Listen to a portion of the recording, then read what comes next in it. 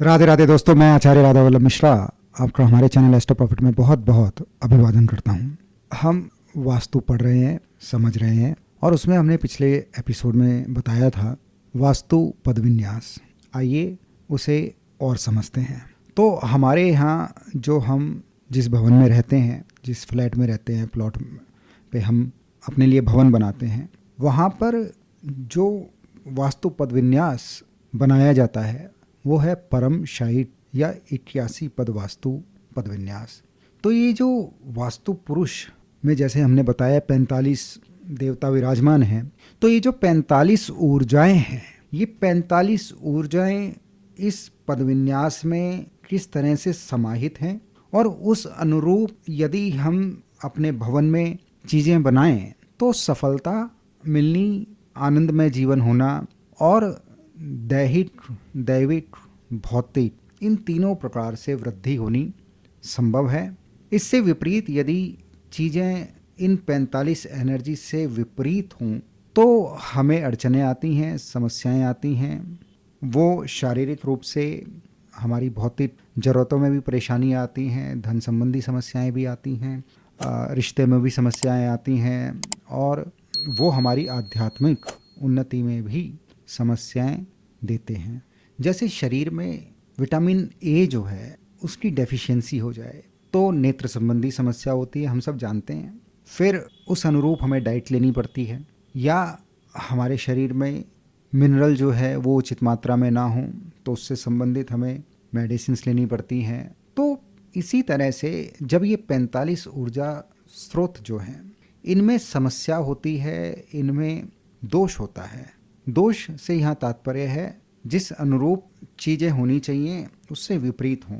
जैसे जहाँ वाटर होना चाहिए वहाँ फायर आ जाए, जहाँ फायर होनी चाहिए वहाँ वाटर आ जाए। उसे सही से मैनेज करना जो है वही इस पदविन्यास से हम समझते हैं। इसमें जो ऊर्जाएं हैं उनके नाम विहित हैं, वो नाम देवताओं के नाम हैं। उन देवताओं से संबंधित जो स्वभाव है उसी अनुरूप परिणाम प्राप्त होते हैं। उस देवता से संबंधित जो धातु है, जो दिशा है, या देवताओं से संबंधित अन्य शास्त्रों में भी जो वर्णन है उस अनुरूप फल प्राप्ति होती है और उसे ही समझना महत्वपूर्ण है। और सब बातें जो है बहुत ऊपरी बातें हैं। यदि आप तत्वतः ये मूल आधार बात यदि आप समझ पाए तो वास्तु समझना बहुत आसान है, जरा भी टिपिकल नहीं है। तो वास्तु पुरुष देवता के विषय में राजवल्लभ में ऐसा आया है, ईशो मूर्धनि समाश्रितः श्रवणयो पर्जन्य नामादिति रापस्तस्य डले च स्कंदयुरुले प्रोक्तो जयश्चादिति। अब इसे समझते जाओ। तो वास्तु पुरुष का जो सिर है वो ईशान में है, नॉर्थ ईस्ट। दोनों कान जो है वो पर्जन्य और दिति में है। गला आप है। दोनों कंधों पर जय और अदिति है। दोनों स्तनों पर अर्यमा और भूधर है। हृदय पर आप वस्त्र। दाहिनी बाहु पर इंद्र, सत्य, सूर्य, भ्रश, अंतरिक्ष। बाईं बाहु पर नाग, मुख्य, भल्लाट, कुबेर, शैल। इसी तरह से ये 45 देवता विराजमान हुए हैं। अब यहाँ पर हम इसे थोड़ा समझ लेते हैं। ये जो हमारा प्लॉट है उसमें 10 आड़ी और 10 खड़ी रेखा बना दें तो ये 81 भागों में विभाजित हो जाता है, डिवाइड हो जाता है। इसे ही 81 पद वास्तु पद विन्यास बोलते हैं। पद अर्थात वो डिवीज़न। तो मध्य में जो 3 बाई 3 वाले 9 हिस्से हैं इसे ब्रह्म विधि बोलते हैं। ये बहुत महत्वपूर्ण विधि है। इस हिस्से को यदि समझ पाएँ, हम आने वाले एपिसोड में प्रत्येक देवता से संबंधित जो विषय है उसे इन डेप्थ में समझेंगे, जिससे आप पूरी तरह से वास्तु समझ पाएँ। मध्य में ये जो 2 विधि हैं, ब्रह्म स्थान के तुरंत बाद जो है वो देव विधि और तत्पश्चात जो है मनुष्य विधि, और लास्ट में ये जो एक एक पद जो है वो 32 पद जो बसते हैं ये पैशाच विधि होती है। यहीं पे द्वार बनाया जाता है। तो पैशाच विधि में द्वार बनाया जाता है। देव विधि और मनुष्य विधि में रहने के लिए हम अपने कक्ष बनाते हैं।